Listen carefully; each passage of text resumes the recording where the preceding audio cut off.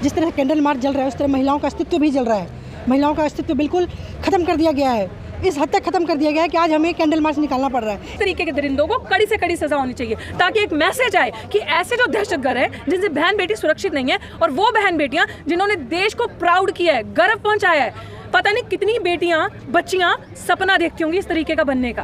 और अगर उन बेटियों के लिए इतनी बड़ी बात है और अगर प्रधानमंत्री चुप है और अमित शाह चुप है तो they are party to this injustice. आपको क्या लग रहा है कि कौन बचा रहा है उनको, किस वजह से वो इतना खुला मीडिया में जाके इंटरव्यू दे रहे हैं, बातचीत कर रहे हैं, ये लोग राजनीति कर रहे हैं यहाँ के? पूरे देश को जो लग रहा है, मैं असली देशभक्त हूँ, असली देशवासी हूँ, मुझे भी वही लग रहा है जो आपको लग रहा है, जो आपको लग रहा है, आपको लग रहा है। कौन बचा रहा है ये मुझे लिख के देने की जरूरत नहीं है। जिनका हाथ उनके सिर पे है, जिस वॉशिंग मशीन में लोग धुल के जाते हैं और कपड़े जिस तरीके से धुल के साफ होते हैं, उस तरीके से आपके ऊपर जो रेप का इल्जाम, जो अपहरण का इल्जाम, जो बेईमानी काले धन का इल्जाम जब लगता है, तो जब आप भाजपा में शामिल होते हैं तो आपके सारे वो चीज धुल जाते हैं। तो जिनकी छत्र छाया के नीचे आप बैठे हो वही लोग आपको बचा रहे हैं। और ये अमूमन एक जो जर्नल नैरेटिव है वो यही है। और मैं देश से लग नहीं हूँ, देश की जो सोच है वो मेरी सोच है। लेकिन अपने ऊपर लगे आरोपों को वो निराधार बताते हैं। चोर कहेगा मैंने चोरी करी है, चोर कहेगा मैंने चोरी करी है। तुम चोर को जूते थप्पड़, इसीलिए तो कहते हैं कस्टोडियल इन्वेस्टिगेशन इंक्वायरी करो। जब थप्पड़ पड़ेंगे, लाते पड़ेंगे, जूते पड़ेंगे, इन्वेस्टिगेशन होगी वहां पे। जब उल्टा टांगा जाएगा, सर्फ के अंदर मुंह डुबोया जाएगा, तब मानेगा हाँ मैंने की है चोरी। ऐसा ही होता है ना। तो इनके साथ भी कस्टोडियल इन्वेस्टिगेशन करो, हिरासत में लो। जब इनके साथ ये सारा चीजें होगी तब पता चलेगा करी नहीं करी। एक लड़की को सबसे पहले तो कितना ज्यादा करेज चाहिए होता है बोलने के लिए कि इस प्रकार का मामला है ना। और उसके बाद वो एक पोस्ट पे बैठे हुए हैं। उस पोस्ट पे बैठने के बाद अगर लड़कियां उनके खिलाफ एक मामला लेके आ रही है, और एक लड़की नहीं इतनी सारी लड़कियां आ रही है, उसके बाद भी उस इंसान के अंदर इतनी ऑडेसिटी है कि वो ऐसी चीजें बोल रहा है। साफ दिख रहा है सिस्टम का पार्ट है और सिस्टमेटिकली ऑपरेस करने की कोशिश हो रही है। आरोप को निराधार बता रहे, कह रहे षड्यंत्र रचा जा रहा है। किस चीज का?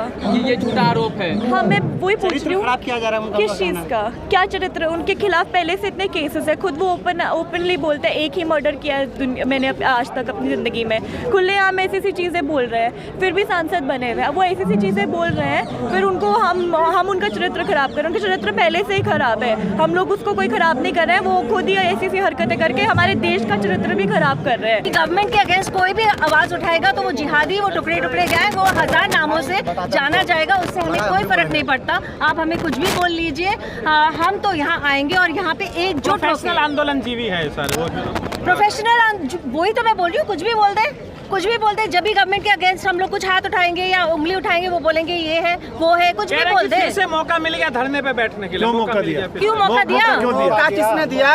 शोषण कौन कर रहा है? हमने कुछ किया है अपनी जिंदगी में? हम नौकरी करते हैं, घर आते हैं वापस, हमें अच्छा लगता है यहाँ के बैठे रहो। सबसे बड़ा सवाल यहाँ सरकार प्रशासन के लिए, मोदी जी के लिए, उन्होंने नारा दिया बेटी बचाओ बेटी पढ़ाओ का। वो कैसा मान सम्मान करें, कैसे बेटियों को पढ़ा रहे? जो बेटियां देश के लिए मेडल लेकर आ रही हैं, विदेशों में हमारा देश का नाम मतलब एक परचम लहरा रही हैं, जहां पता चलता है यहाँ पर रेसलिंग के खिलाड़ी हैं। अरे उन बेटियों के साथ जब ऐसा हो रहा है तो मैं ये पूछना चाहती हूँ, जो आम देहात में बेटियां हैं उनके साथ कैसा होगा? फिर उन्हें तो समाज में निकलने की इजाजत ही नहीं है। जब इतनी बड़ी बड़ी बेटियां, इतना जिन्होंने देश के लिए सब कुछ न्यौछावर कर दिया, उनके साथ ऐसा हो रहा है। और सबसे बड़ी सरकार, इस सरकार में बात, जब जहाँ 40 बलात्कारी सांसद बैठे वहाँ हम न्याय की उम्मीद कर रहे हैं। जिन लोगों का चरित्र नहीं अच्छा होता मेरे हिसाब से, और जो समझते कि जिनके पास राजनीतिक ताकत है वो कुछ भी करेंगे। ब्रिजभूषण तो एक नंबर का करप्ट आदमी है, उसके क्षेत्र में जाके पूछिए ना किस तरह का है वो। एकदम का भ्रष्टाचारी, करप्ट, और महिलाओं का शोषण करता है वो तो कह रहे हैं कि ये कहने से क्या होता है? मैं कहूँगी कि मैं चोर हूँ, आप कहेंगे कि आप चोर हैं।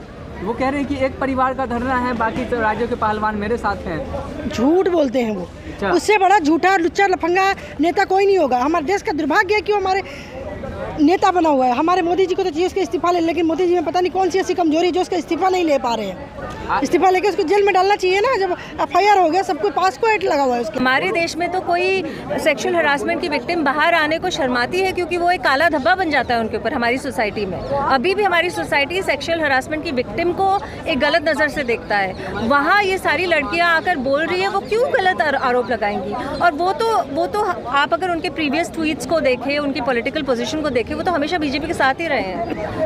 वो तो एक परिवार के लोग हैं, बाकी पहलवान मेरे साथ है। ये एक परिवार के लोग धरना दे रहे हैं। एक परिवार के लोग हो, दो परिवार के लोग हो, एक लड़की भी हो, एक लड़की भी धरना दे रही हो, उसकी बात क्यों नहीं सुनी जाएगी? यहाँ पे 100 लड़कियाँ बोल रही है। मैं तो कहूँगी एक लड़की भी यहाँ बैठी रहती तो उसकी बात सुनी जानी चाहिए।